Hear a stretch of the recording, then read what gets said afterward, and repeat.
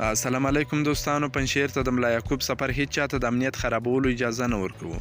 له پنجشیر ولایت څخه د جګړو او نښتو راپورونو سره هم مهاله د طالبانو حکومت د دفاع وزارت سرپرست ملا محمد یعقوب د امنیتي وضعیت ارزولو لپاره دغه ولایت ته تللی دی. د دفاع وزارت ویاند عنایت الله خوارزمي د شنبې په ورځ د مۍ په 21مه رسنیو ته په لیږلي پیغام کې ویلي دي چې ملا یعقوب پنجشیر ته د سفر په ترڅ کې د امنیتي ځواکونو او قومي مشرانو سره لیدلي دي. ښاغلي خوارزمي زیاته کړې ده چې دفاع وزارت سرپرست د پنجشیر ولایت اوسیدونکو ته ویلي دي چې هغوی د دښمن د تبلیغاتو ښکار نیسي او باید خپل عادي ژوند ته دوام ورکړي. د طالبانو دغه لوړپوړي چارواکي د سیمې له اوسیدونکو څخه همدارنګه غوښتي دي چې د نظم په ساتلو کې له طالب مسؤلینو سره همکاري وکړي. هغه ټینګار کړی دی چې په دغه ولایت کې به هیڅ چاته په ځانګړي ډول اخلالګر ته د امنیت خرابولو اجازه ورنه کړي.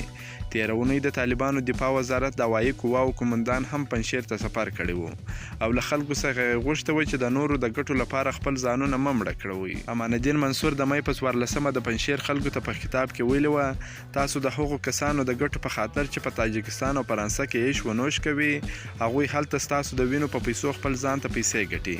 خپل ځانونه مه وژنئ.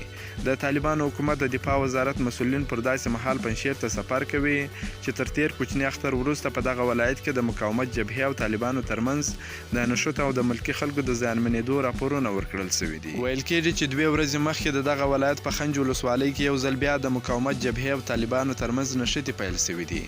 د دغه ولسوالۍ یو اوسیدونکي د نوم نه خپرېدو په شرط امریکا غږ ته وویل چې لسګونه طالبان دغه ولسوالۍ ته داخل سوي او په خبره یې د دواړو لورو ترمنځ جګړه پیل سوې ده.